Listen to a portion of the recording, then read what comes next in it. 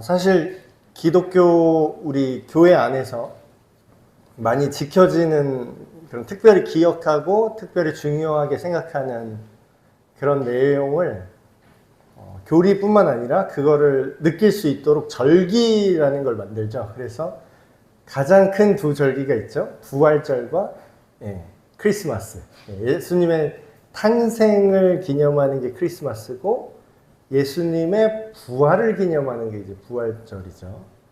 그래서 예수님의 탄생과 부활, 특별히 부활에 대해서 우리가 생각을 똑바로 하지 못하면, 똑바로 이해를 하지 못하면 내가 예수님을 믿는다고 말을 하지만 사실 예수님, 우리가 정확히 엄밀한 의미로 말하면 부활하신 예수 그리스도를 믿는 거거든요.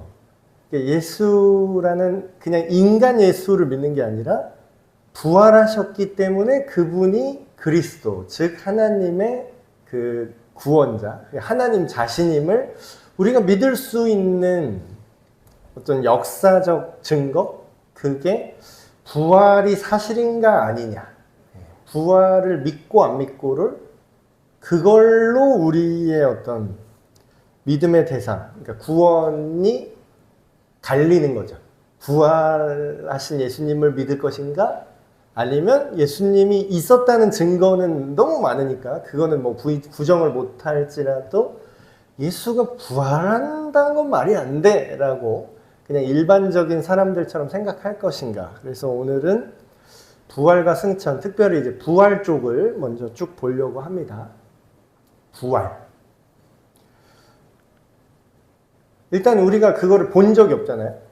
그렇죠? 우리가 부활한 거, 우리가 과거에 있었던 사실을 실제로 믿을 것인가? 아니면 그것이 그냥 옛날 얘기야. 뭐 호랑이 담배 피던 시절인데 호랑이가 담배 피는 걸 본 적이 없어요. 뭐 요즘 호랑이는 담배를 안 피는데 옛날 호랑이는 담배를 진짜 폈나? 그 연세 드신 분들도 그거는 이제 모르는 얘기고, 그 말이 어떻게 유래했는가라는 그런 이제 설화는 있더라고요. 근데 그런 것처럼 과거에 무슨 일이 있었다라고 했을 때 그게 정말로 그냥 하는 얘기인지, 신화 같은 건지, 전설 같은 건지, 아니면 진짜 그 일이 있었는지는 사실 증거가 있냐 없냐, 그 역사 기록이 있냐 없냐, 그걸로 갈립니다. 그래서 제가 당신은 기독교 목사니까 그런 종교인으로서, 그런 성직자로서 바깥의 사람들이 보실 때는 그러니까 당신의 그런 밥벌이 수단을 위해서 그렇게 얘기하는 거잖아요 라고 이렇게 물론 얘기할 수 있겠죠. 모르는 분들은, 밖에 있는 분들은.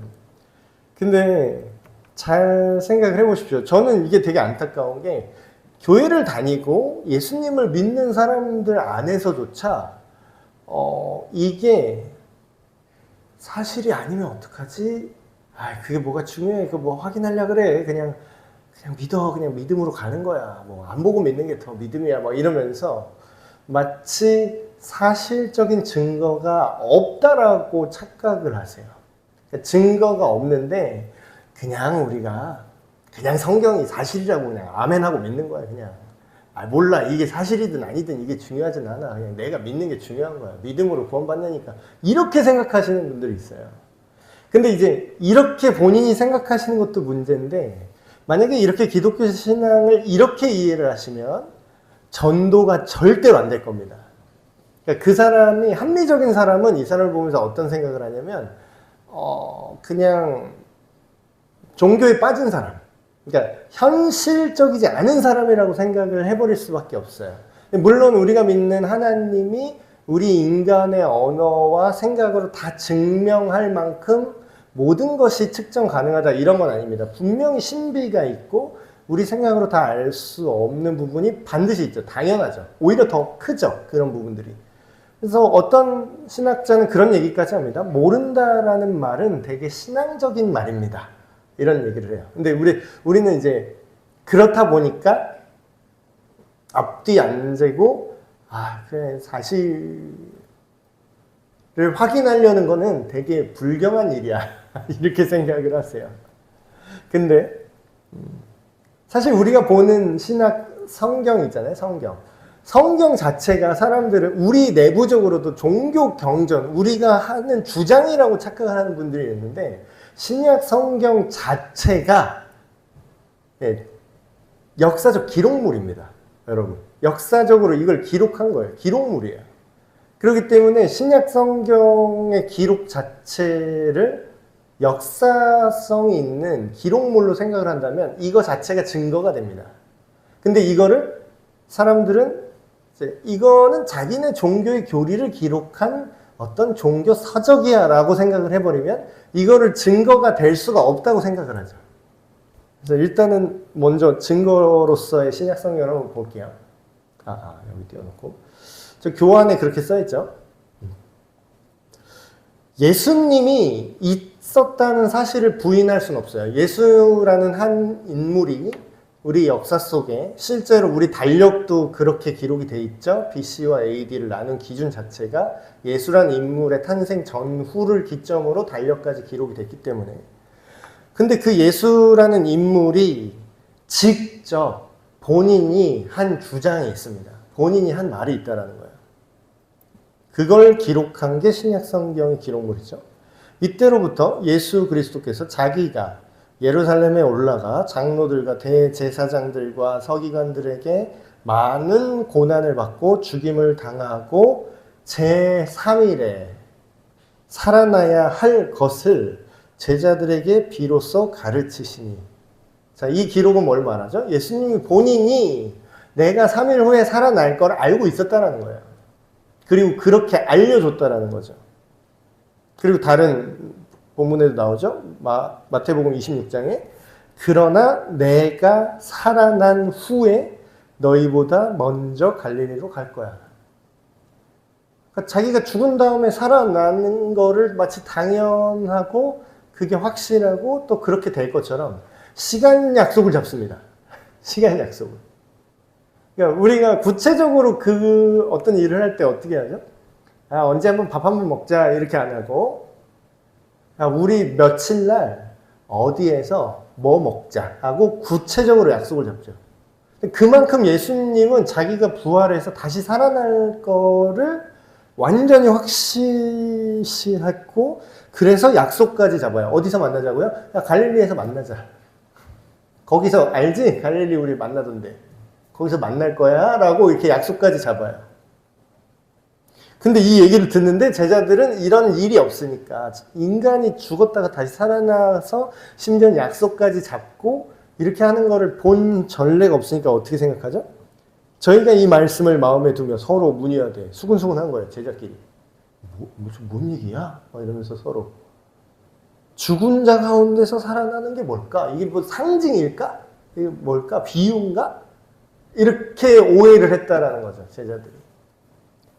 근데 실제로 부활하신 이후에 예수님을 만난 것도 역시 기록으로 남아 있습니다. 누가복음 24장 전체의 기록이 그렇고요. 안식 후 첫날 새벽에 무덤이 비어 있다. 거기부터 엠마오로 걸어가는 두 제자를 예수님이 찾아와서 그냥 같이 걸으면서 얘기까지 했어요. 같이 걸으면서. 그리고 요한복음 20장에 보면 제자들을 본인한테 나타나셨고 그때 도마가 없었잖아요. 나중에 난 못 봤으니까 난 못 믿겠다 했더니 직접 또 찾아왔어요. 도마한테. 그리고 그 만났는데도 불구하고 예수님이 되게 현실성이 떨어지잖아요. 생각을 해보세요. 저는 그런 성경을 읽다가 그런 생각을 해봅니다. 성경을 자세히 읽으시면, 특히 복음서를 자세히 읽으시면은 예수님이 부활하신 다음에 제자들이요, 예수님을 바로 따르지 않아요. 예수님, 부활한 예수님 보고 신기해는 해요. 와, 뭐야 하고 신기해는 하는데 다시 자기 할 일 하러 간다고 나와요. 성경에 보면. 왜 그랬을까? 그게 되게 이해가 안 되는데 가만히 이렇게 생각을 해보면 만약에 나한테 그런 일이 벌어졌다고 생각을 하면 그걸 내 눈으로 봐도 믿어지지가 않을 것 같아. 그러니까 일단 뭐 내가 손으로 만지고 내 앞에 와서 얘기를 하니까 그게 뭐 부정할 수가 없잖아요. 현실이니까. 그래서 어리둥절하고 있는데 부활은 하셨는데 자기 생각이 이런 거죠. 예수님이 로마의 반역자로 죽었잖아요. 그쵸? 반역자로 죽은 거예요. 반역자로 죽었는데, 근데 어쨌든 지금 다시 살아났잖아. 그러니까 제자들이 이제 어떻게 해야 될지 좀 혼란스러운 상태가 있는 거죠. 예수님이 부활하신 그 시점 이후에도. 그래서 부활한 거 보니까 예수님이 메시아가 맞고 하나님의 아들이 맞는 것 같긴 한데, 이분이 자기 기억에 더듬으면 돌아가시기 전에 무력하게 또 로마에 잡혀가셨단 말이에요. 근데 이제 부활하신 거는 되게 신기해. 근데 이제 이분을 그럼 다시 따라도 되나 안 되나 약간 이런 고민이 있을 수 있었을 것 같아요. 그래서 디베랴 호수, 갈릴리 바다라고 하는 그곳으로 다시 갈 때 예수님이 또 찾아가죠. 그게 예수님이 부활하신 이후에도 3번이나 찾아가신 거예요, 제자들을. 그러니까 그렇게 이해해야 이게 앞뒤가 맞죠. 부활하신 예수님을 본 제자들은 되게 놀라워한 건 사실인데 뭘 어떻게 해야 할지는 몰랐어요, 지금. 그래서 이런 경험이 기록되어 있고. 근데 이제 또 이런 얘기를 하면 아까 얘기한 그 논리대로 니네 종교 경전은 항상 니네 얘기만 써있잖아. 니네 위주로 써있잖아. 그럼 야, 불경에 부처가 신이 아니라고 써있겠냐? 이런 얘기를 하는 분들이 있죠. 그 몰몬경 뭐 코란에 보면 알라가 신이라고 써있지 뭐 그러면 인간이라고 써있겠냐? 이런 논리로 다른 여타 종교들의 경전을 가져와서 야, 니네 기독교 복음서에 신약 성경에 예수님 부활한 거 써있다고 그게 사실인 걸 나보러 믿으라고 이렇게 생각을 하시는 분들이 있어요. 근데 그래도 다른 종교 경전과 정말 큰 차이가 있는 건 뭐냐면 100번 양보해서 그런 추종자들이 썼다고 칩시다. 그렇게 치기도 되게 어려운데 추종해봤자 뭐 떡이나 돈이 나오는 것도 아니고 그냥 목만 잘리고 다 고통받는데 써진 책이 신약 성경이니까 그것도 인정하기 쉽지 않다면 뭐 100번 양보해서 그래 각자 자기 종교 경전을 옹호하는 건 신격화하는 건 있을 수 있으니까. 근데 예수님에 대한 기록 중에는 성경 안에만 있는 게 아니라 성경이 아닌 다른 일반 역사책에까지 기록이 돼 있어요. 다른 일반 역사책에 부처가 신이다 이런 말이 적혀 있는 거는 뭐 저는 제가 알기로는 없습니다. 제가 알기로는 그런 문헌이 밝혀졌고 그것이 수많은 사본을 가지고 역사를 뚫고 지금까지 엄청나게 신빙성 있는 자료로 남아있다? 그런 건 없어요. 저기 로마 그냥 옛날 신화 제우스 신이 실제 했다라는 사실이 뭐 증언으로 남아있다라는 걸 저는 본 적이 없어요. 그러기 때문에 그건 사실이 아니라 신화가 되는 거겠고. 근데 예를 하나 들어보겠습니다. 부활한 예수님 자체를 생물학적으로 뭐 증명하는 건 불가능하지만 무덤에서 그의 시체가 사라졌다는 기록이 역사적으로 이미 많이 남아있어요. 기독교 경전이 아니더라도. 그 중에서 예수님의 살던 시대에 실제로 같이 살던 사람이 요세푸스라는 사람이 있습니다. 이 사람은 유대인으로 알고 있어요. 요세푸스라는 일반 역사가예요. 이 사람은 성경 기록자가 아닙니다. 성경 저자는 예수님의 제자들인데 이 사람은 예수님의 제자가 아니에요. 그냥 일반인이죠. 그 당시에 근데 예수님 시대를 살았던 그냥 일반인이에요. 유대인이죠. 그리고 심지어 이 사람은 정치 성향이 어떠냐? 친로마 성향의 유대인이에요. 그러니까 그 예수님 살던 시기에 되게 적절하게 살았을 법한 사람이죠. 거기 사회에 순응하고 로마의 통치 아래 이렇게 그냥 잘 살면 되지 뭐 이렇게 했던 유대인이에요. 근데 이 사람이 역사가인데 이 사람이 일반 역사책을 기록을 합니다. 근데 거기에 이렇게 써 있어요. 예수라는 한 현자가 있었다. 그를 인간이라고 부르는 게 적절한지 모르겠다. 왜냐하면 그는 기적을 일으키고 많은 사람을 자신에게로 이끌었기 때문이다. 이분은 아까 설교에서 말한 대로 많은 사람이 예수를 따랐다는 거는 동의를 하는 거예요. 왜냐하면 자기 눈으로 봤으니까. 자기 시대 때. 이 사람은 그리스도였다. 왜냐하면 그가 사흘 후에 살아서 그들에게 나타났기 때문이다. 근데 정말 이분이 그리스도인인지 아닌지는 모르겠어요. 근데 어쨌든 성경이 아닌 일반 역사책에 이런 내용을 기록하고 또 뭐라고 썼냐면 심지어는 지금도 그의 이름에서 유래한 그리스도인이라는 사람들은 사라지지 않고 있다. 1세기경이니까 뭐 이분이 정확히 언제 돌아가신지 모르겠는데 그래도 뭐 AD 100년 안쪽 사람일 거 아니에요. AD 100년. 지금 AD 2023년인데 AD 100년 안쪽에 실제로 예수님이 살아있던 시대와 예수님이 인간의 몸으로 살아계시던 시대와 예수님의 제자들이 살아있던 시대를 같이 살았는데 그때 기준으로 지금도 예수님이 부활했다고 믿는 그리스도인이라는 사람들이 사라지지 않고 있다. 여전히 많아지고 있다. 실제로 이후의 역사가 밝히죠. 로마 제국은 망했는데 로마에는 그리스도인이 엄청나게 많아졌죠. 뭐예요? 이게 그냥 종교 경전이 주장하는 게 아니라 실제 역사가가 이렇게 기록을 했다라는 거예요.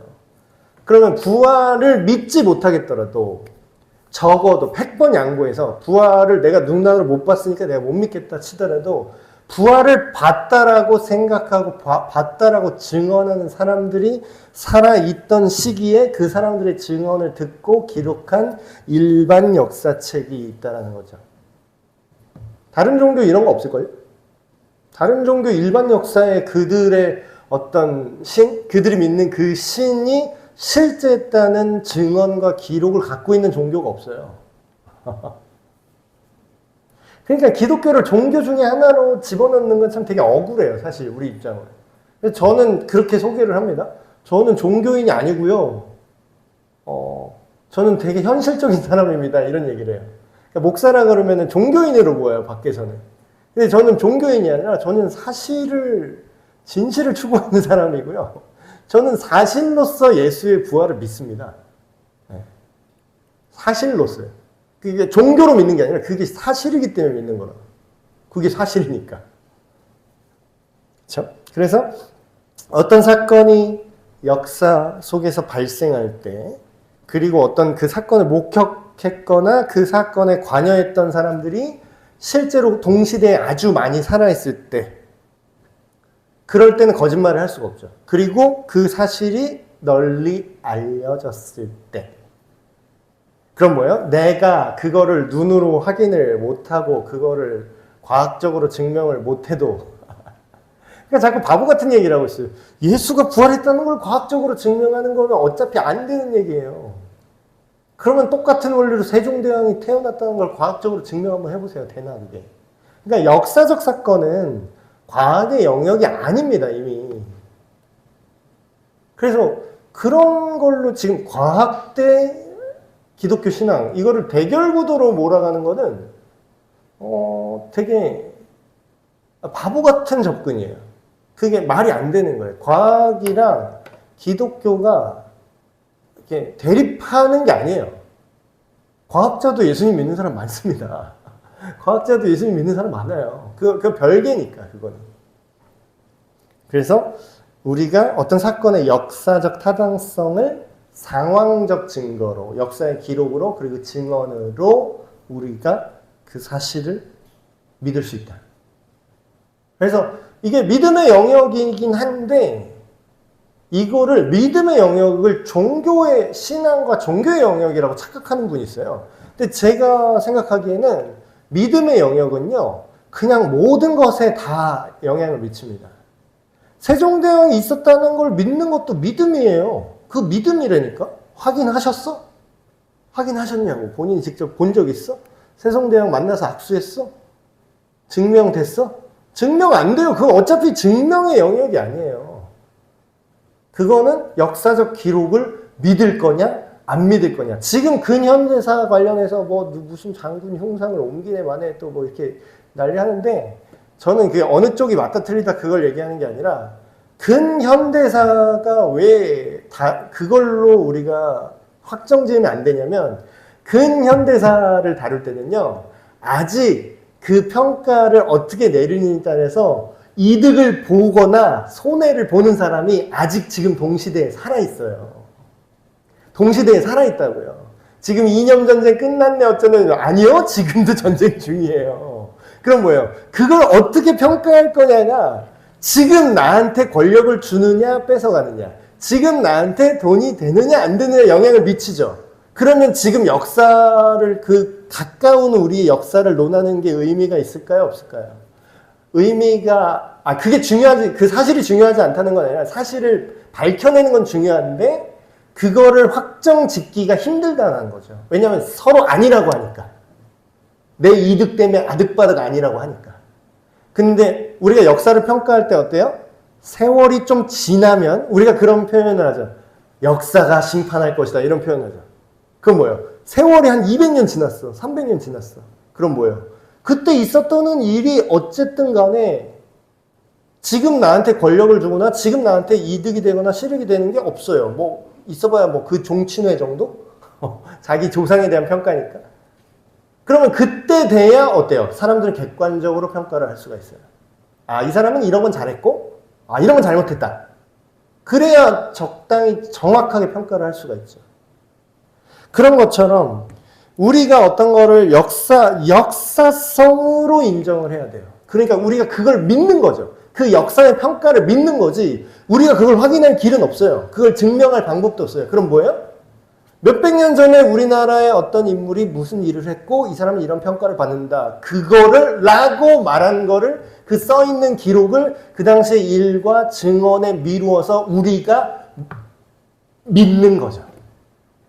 믿는 거라니까요. 믿는 거라니까. 그러니까 믿는 거는 종교와 신앙행위에만 국한되지 않습니다.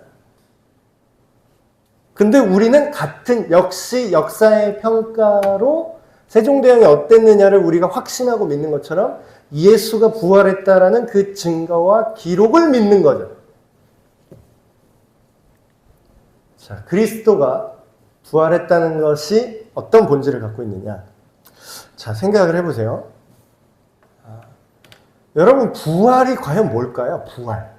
예수님 부활하셨습니다. 우리가 예수님의 부활을 믿는다를 얘기를 하는데, 부활에 대해서 우리가 좀 깊게 생각을 해봐야 돼요.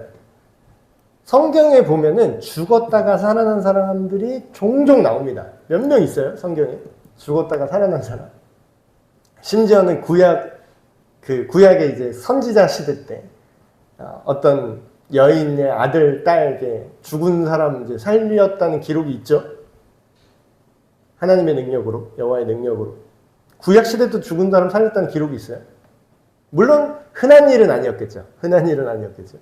근데 신약 시대 이후에 예수님이 십자가 지기 전에 한 명 살렸죠. 누구죠? 나사로.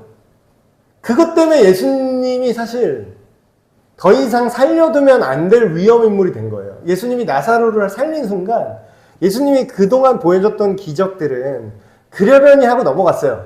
그 유대 당국자들이나 로마 정부도 얘네 종교에서 선지자라는 그런 종교 지도자가 있는데 그게 400년 동안 끊겼다가 그 대가 끊겼다가 이제 자기네 종교에 뭐 지도자가 새로 나왔대더라. 이 정도로 그냥 뭉갤 수가 있었어.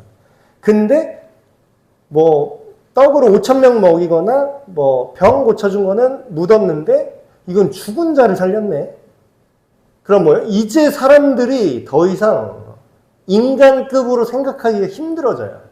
정말 약속된 이스라엘을 구원하는, 근데 이스라엘을 구원한다는 게 그 정치적으로 로마를 쫓아내고 이스라엘 국가를 다시 회복한다 이런 정치적인 메시지가 아니라 영원한 하나님 나라 인류 전체 구원에 대한 메시지였는데 로마 당국자들과 심지어는 그 당시에 이스라엘 지도자도 그렇게 생각을 못했어요. 그냥 이거 큰일 났는데? 이러면 사람들이 우와 하고 이 예수를 따르겠는데? 그러면 이거 반란 사건 한번 일어나겠는데? 괜히 어설프게 반란 일어났다가 다시 로마 군인들이 우리 다 숙청하겠는데? 이거 안 되겠는데? 우리 내부적으로 단속 한번 들어가야겠는데? 그래서 제사장이 나선 거예요. 그러니까 이렇게 생각하면은, 그러니까 어릴 때 성경을 읽을 때는 이런 정치적인 게 눈에 안 들어오니까 그냥 못 읽다가 나이가 점점 들면서 세상 돌아가는 이제 권력에 대한 어떤 그런 메커니즘이라고 할까요? 이거를 조금 이해하게 되니까 이게 보이는 거예요. 그 당시 대제사장은 사실 어떤 면에서 되게 현실적인 선택을 한 거구나. 예수가 죽어야, 실제로 대제사장이 그런 말을 합니다. 예수 한 명이 죽어야 우리 민족이 산다, 이런 말을 해요. 성경에 기록되어 있을 거예요. 근데 자기는 어떤 뜻으로 했냐면 그 말을, 예수가 어설프게 메시아 놀이하면서 이스라엘의 왕이랍시고 나오면은 로마 정부가 우리 이스라엘 민족을 다 짓밟아 죽일 거라는 거지. 그러니까 그렇게 되기 전에 우리 선에서 예수 하나 죽이면 우리 민족은 그냥 여호와 신앙 안에서 그냥 이 식민 로마의 지배 안에서 그냥 살 수 있을 거야. 얘 하나만 죽으면 돼. 이렇게 얘 하나가 죽어야 우리 이스라엘이 살아. 이런 의도로 얘기했는데 예수님은 그거를 자기가 무슨 뜻인지도 모르고 말했지만 그게 실제로 어떻게 될 거냐? 진짜로 예수님 한 명이 돌아가시고 부활하심으로 이스라엘뿐만 아니라 모든 인류가 하나님의 용서를 받고 살 것이다. 그렇게 이해를 하는 거죠, 예수님은. 이게 성경을 자세하게 이제 들어가면 어느 나이 때에 읽느냐에 따라서 성경도 깊이가 달라지는 것 같아요. 근데 더 나이가 먹고 또 성경을 또 다시 같은 본문을 보면은 또 못 보던 어떤 각도들이 더 보일 수도 있겠죠. 그래서 부활을, 죽은 사람이 살아나는 그 사건에 나온 이상 이제 예수라는 이 젊은 청년을 손보지 않을 수가 없게 됐는데, 그 정부와 당국의 입장으로는. 근데 여러분, 나사로를 예수님이 살렸잖아요. 그리고 그 뒤에도 예수님을 믿는 따르는 제자 바울이 그 말씀 듣다가 난간에서 떨어져서 즉사한 청년을 살리는 장면이 또 나옵니다. 그렇죠? 몇 번 나오잖아요. 죽은 사람 살리는 거. 근데 잘 생각해 보세요. 여러분, 죽었다가 다시 살아나는 거가 부활일까요? 부활. 그렇게 따지면 부활은 여러 명이, 벌써 한 3명 했네? 나사로도 부활 한 번 했고, 그 유두공가 그 사람도 부활했고, 그 과부가 그 선지자 시대에 그 자녀도 부활했고. 근데 성경은 예수님에 대해서 뭐라고 얘기하냐면 그가 부활의 첫 열매가 됐다라고 얘기해요. 처음 부활한 존재다 이렇게 얘기해요. 이상한데? 부활은 죽었다가 살아나는 거 부활 아닐까? 그러니까 우리가 좀 오해하는 게 있어요. 부활은요, 단순히 죽었다가 다시 살아나는 건 부활이라고 하지 않습니다. 부활의 본질은 뭐냐면 다시 죽으면 안 돼요. 부활은요, 죽지 않는 영원하고 완전한 상태를 부활이라고 합니다. 예수님이 부활하셨다라는 거는 뭐예요? 다시 죽을 수 없는 완전한 육체로 부활하셨다라는 거죠. 그런 상상을 해봅니다. 나사로를 예수님이 살리셨잖아요. 근데 나사로는 언제 죽었을까요? 그 이후에. 만약에 나사로가 정말 부활한 게 맞다면 지금 우리가 나사로를 만나서 직접 얘기를 들으면 되잖아. 근데 그럴 수 없죠. 그 이후에 나사로와 그 마리아, 그 형제들, 남매들의 얘기는 더 이상 나오지 않지만, 뭐 역사가에 따라서 기록이 있을 수 있지만, 그 후에 나사로는 병에 걸려 죽었던, 자기 수명이 다해서 죽었던, 다시 죽었을 거예요. 그렇다는 건 뭐예요? 그것은 부활을 보여주는 일종의 모델하우스 같았던 거죠. 본보기였던 거죠. 나는 생명도 다시, 죽음도 다시 생명으로 전환시킬 수 있는 전능한 하나님이야 라는 거를 예표하고 보여주는 목적이었지, 그거 자체가 부활일 수는 없었다는 겁니다. 근데 예수님의 부활은 어떤 거라고요?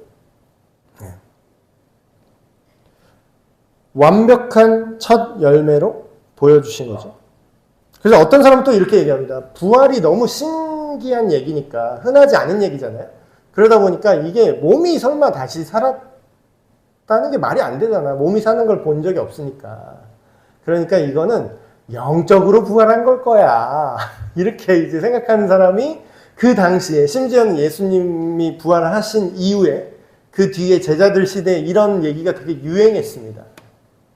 그래서 그게 영지주의라고, 육신으로 부활하지 않고 영이 산다, 뭐 이런 신학이 유행을 한 적이 있었어요. 근데 우리 사도신경 오늘 아침에 했잖아요. 사도신경 끝부분에 뭐라고 나오죠? 몸이 다시 사는 것과 영원히 사는 것을 믿는다고 고백 안에 넣었죠. 예. 그게 부활의 본질입니다. 부활의 본질. 부활하신 예수님이 실제로 만질 수 있는 육체적인 몸을 갖고 계셨다고 엄청나게 많이 증거하고 있죠. 모든 백성에게 하신 것이 아니 오직 미리 택하신 증인 곧 죽은 자 가운데서 부활하신 후 그를 모시고 뭘 했다? 부활하신 예수님을 같이 밥 먹었대요. 같이 밥 먹었대요. 그 뭐예요? 영은 육신이 없는데 나는 영이 아니라 육체다. 만져봐라. 야, 같이 밥 먹자. 그걸 직접 증명하신 거죠. 그래서 부활한 몸이 악하고 뭐 영만 거룩하다 이런 영지주의의 입장을 완전히 깨트려 버리신 거죠. 몸도 거룩하게 부활할 수 있다. 그래서 창조 세계가 다시 이제 회복하고 영만 거룩한 게 아니라 물질적인 거. 그래서 이게 되게 중요한 게 뭐냐면요. 부활신앙을 오늘날에 적용하잖아요. 그러면요. 영적인 것과 물질적인 거를 이렇게 분리시키면 안 돼요. 부활한 예수님의 몸이 영혼과 육체가 다 살아나는 거잖아요. 그럼 이걸 오늘날 우리의 신앙에 이걸 접목시키면 이렇게 생각을 하셔야 됩니다. 영적인 행위는 되게 준비를 해요. 예를 들어서 예배 빠지면 안 돼. 막 아니면 기도 생활 힘써야 돼. 이런 거는 영적인 거라고 우리가 흔히 느끼죠. 영적인 거를 참여한다. 근데 그래 놓고서 밖에 나가서 밥 먹고 실제로 몸 쓰고 하는 거는 영적이 아니라고 생각을 해요. 그건 아니라는 거예요. 그게 아니라는 거예요. 우리의 몸과 영혼이 하나인 것처럼 심지어는 우리가 나중에 부활을 하게 돼도 그건 어차피 하나로 유기적으로 움직이는 삶이 될 건데 지금 우리가 영적이라고 하는 그런 일련의 그런 것과 실제로 우리가 살아가는 삶의 현장을 분리하면 안 된다는 거예요. 자, 그리고 부활. 예수님의 부활에 대해서 성부 하나님과 성자 예수님이 부활에 동참하셨다. 이게 무슨 말이냐면 성부 하나님께서 그리스도를 다시 살리셨다고 이런 표현을 합니다. 아버지의 능력으로 아버지께서 나를 살리셨다. 그래서 이것도 역시 기록에 이렇게 쭉 나와 있는데 그리고 또 어떤 성경을 다른 본문을 보면 뭐라고 또 나오죠? 예수님 스스로 부활의 주체가 됐다라고 나오는 구절도 나와요. 예수께서 이르시되 나는 부활이요 생명이니 나를 믿는 자는 죽어도 살겠고 이 말씀 부활절 설교의 단골 주제죠. 부활절에 보통 이 본문의 설교를 많이 들어보셨을 겁니다. 나는 부활이요 생명이다. 근데 심지어는 성령의 능력으로 부활하셨다라고도 기록이 되어 있어요. 만일 예수님을 죽은 자들로부터 일으켜 세우신 분의 영께서 이 영은 누굴까요? 하나님의 영, 성령이죠. 그 영께서 너희 안에 우리 예수님을 믿는 사람들 안에 거하시면 어떻게 된다고요?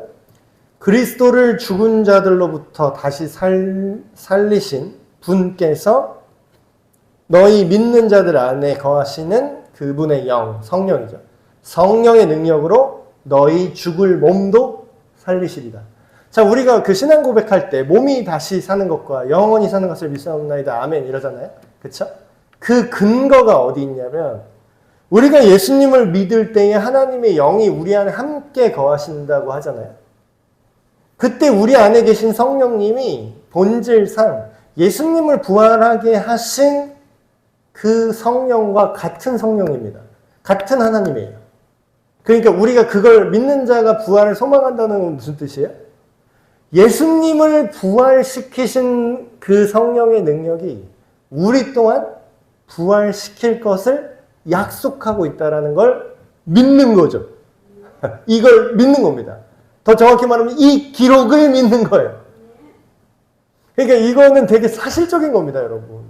우리 믿음과 신앙을, 기독교 신앙을 신념, 사실은 아니지만 뭐 내가 그렇게 살려고 하는 몸부림 뭐 이렇게 오해를 하시는데 사실에 근거한 믿음이에요. 자, 마지막으로 부활 교리가 왜 중요한가? 부활. 그러니까 저는 그런 사람들을 종종 만났습니다. 이렇게 사역을 하다가 그 OX 퀴즈를 했어요. OX 퀴즈를 하는데 교회에서 이제 OX 퀴즈를 예를 들어서 하면은 뭐 예수님은 어쩌셨다. 맞으면 O, 틀리면 X 뭐 이런 식으로 이제 할 때가 있잖아요. 근데 그 애들한테 이제 OX 퀴즈를 냈는데 예수님은 부활하셨고 다시 그 살아나신 몸 그대로 다시 재림하실 것이다. 맞으면 O, 틀리면 X. 이렇게 했더니 X에 가 있는 애들이 있었어. 근데 여기는 교회 안에서 한 퀴즈였어요. 교회 안에서 예수님 믿는 애들 데리고 OX 퀴즈를 했는데 여기 X에 서 있는 애들이 꽤 되더라고요. 그래서 이제 제가 가르쳐 줬어요. 제가 되게 놀라워서 얘들아 사도신경 니네 다 외웠지? 외웠대. 교회는 또 다들 오래 다녔어. 그래서 자 시작해 볼래? 전능하사 천지를 만드시냐고 쭉쭉쭉 해서 몸이 다시 사는 것과 영원히 사는 것을 믿사옵나이다. 아멘. 지들도 놀래. 그걸 말하더니 지들도 놀래. 이게 이 뜻이었구나. 근데 그게 사실일 거라고 생각을 못했던 거예요. 그게 진짜겠어? 이거는 그냥 뭐 우리의 종교적인 고백이지 이렇게 생각을 했던 거예요. 자기들도. 그러니까 자기가 그걸 알아서 그렇게 생각한 아닌데 느낌적으로 그냥 그렇게 생각을 했는데 막상 대놓고 그분이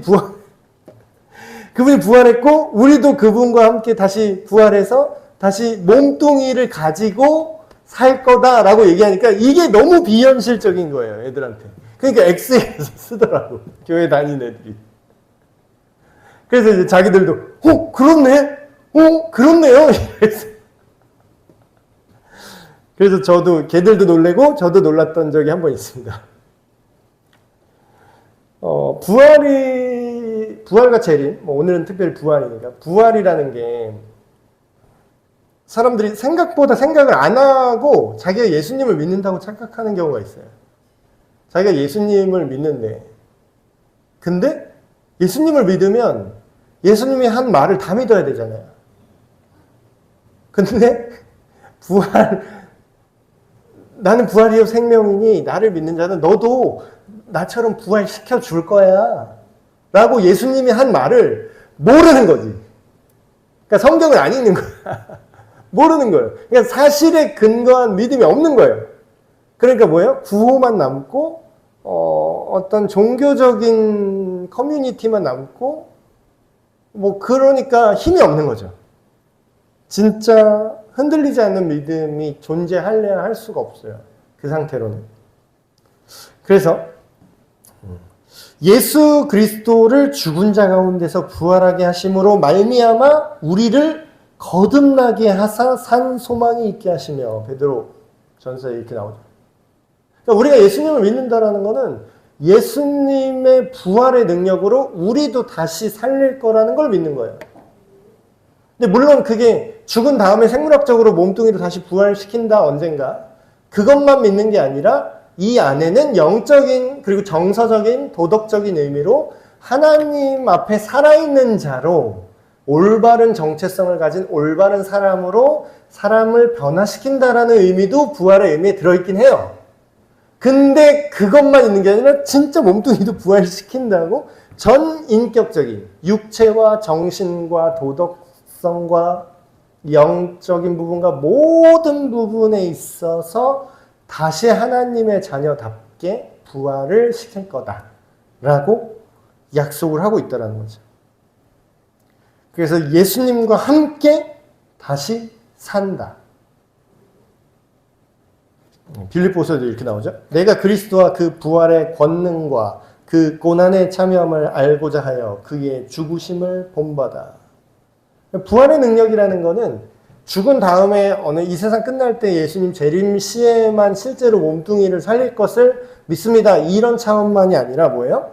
오늘을 살아가는 우리에게 죄를 죽이고 다시 살아나는 부활로서 그 두 가지 의미가 동시에 존재한다는 거죠. 그리고 또한 예수님이 부활했다는 건 또 왜 중요하냐? 내가 의로워졌다는 거가 증명됐어요. 왜냐고요? 예수님이 우리 죄를 위해서, 모든 인류의 죄를 위해서 대신 돌아가셨다고 했죠. 근데 이분이 부활하셨어요. 그 얘기는 뭐예요? 이분은 죄가 없는 존재라는 게 증명이 되고 드러난 거예요. 죄가 없는 하나님이기에 죄에 대한 처벌을 받았으나 다시 부활할 수 있죠. 그 얘기는 뭐예요? 죄 없는 하나님이 우리를 위해서 죽으셨기 때문에 우리가 용서받을 수 있게 된 거죠. 그러니까 우리가 하나님 앞에 의롭다고 인정받을 수 있는 거는 예수님이 부활하셨기 때문에 가능한 거예요. 만약에 어떤 사람은 이렇게 얘기하는 사람이 있어요. 부활이 뭐가 중요해. 부활을 못 믿겠으니까 그걸 성경에서 빼는 거예요. 그러면서 이렇게 얘기해. 그게 뭐가 중요하니? 부활하지 않으셨던 예수님은 우리 마음속에 살아있어. 막 이러고 있어. 그럼 뭐예요? 그 사람이 믿는 예수는 우리의 구원자 하나님의 아들 예수 그리스도가 아니라 그냥 우리에게 감동을 주는 인간 예수를 믿겠다라는 거예요. 그럼 그렇게 믿으면 그 사람은 구원을 받아요? 하나님 앞에 용서를 받아요? 못 받습니다. 그거는 구원받지 못하는 믿음이에요. 그리고 또 마지막으로 주 예수를 다시 살리시니까 예수와 함께 우리도 다시 살리사 너희와 함께 그 앞에 서게 하실 줄을 우리가 안다. 고린도후서에 이렇게 나와요. 네. 이건 뭔 얘기죠? 우리 또한 아까 그 OX 퀴즈에서 그 친구들이 모르고 있었던 거. 우리 또한 실제로 육신을 갖고 살아낸다라는 거예요. 근데 이거 하면은 또 세부 질문이 또 나오더라고요. 목사님, 제가 수술을 해서 눈이 한쪽이 안 보이는데 그럼 부활하면은 어느 시점으로 제가 성형을 했는데 목사님, 제가 화상을 입어서 여기 성형을 했는데 그럼 이게 전인가요, 후인가? 언제 타임으로 제가 고를 수 있나요, 혹시? 막 그게 정확히 성경에는 안 써 있어요. 그 사람이 어떻게. 그리고 어떤 사람은 또 무서워요. 예수님이 십자가에 못 박힌 그 자국은 안 고쳐주셨대. 그대로 못 박힌 자국은 그대로 한 거 보니까 나도 이렇게 사고 나서 여기 장애인데 나 장애 상태로 부활시켜주나 봐. 어떡해. 이런 사람이 있어요.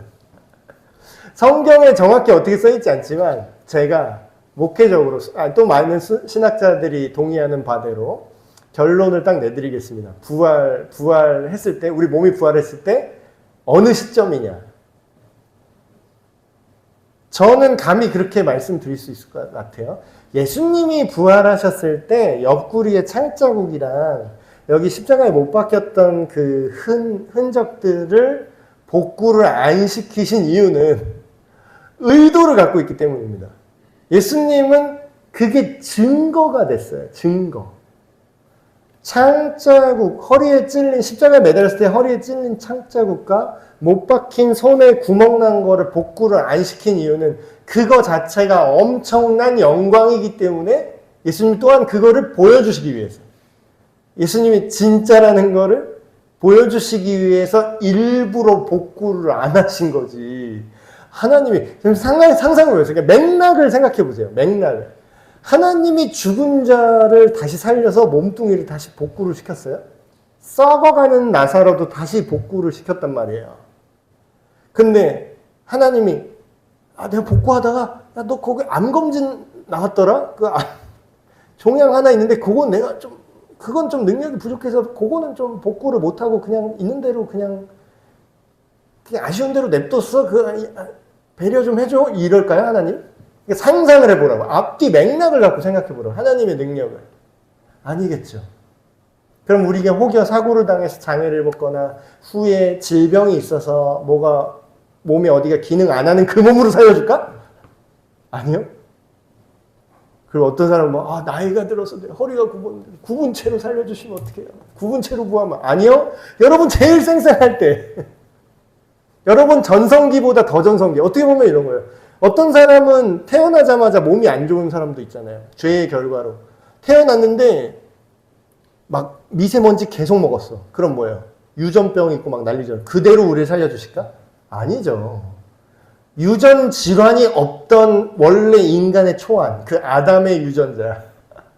모든 인류의 유전 정보를 다 갖고 있었대요, 아담은. 그러니까 원본의 인간.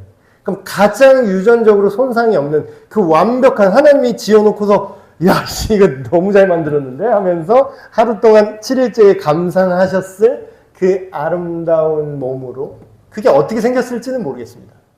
근데 그런 몸으로 부활하실 거니까 걱정하지 마세요. 네, 제가 기도하고 마치겠습니다. 하나님 아버지, 오늘 부활 교리에 대해서 짧게 이야기를 나누었습니다. 예수님께서 부활의 첫 열매가 되셔서 썩어지지 않을 완전한 몸으로 다시 살아나신 것처럼 우리 또한 그 부활하신 예수님을 믿어 우리의 썩어질 영혼과 우리의 썩어진 자아와 우리의 썩어진 도덕성이 다시 새롭게 부활하게 하신 것처럼 우리 죽을 몸도 그날에 다시 주님과 같이 부활에 참여하게 됨을 믿음으로 소망하고 또한 그 기록으로 신뢰합니다. 하나님, 우리가 주님의 말씀을 우리의 의지로 믿는 것이 아니라 역사적 사실로 하나님의 약속으로 믿음으로 받아들이는 우리가 되게 하여 주시옵소서. 우리 주 예수 그리스도의 이름으로 기도합니다. 아멘. 네, 마쳤습니다.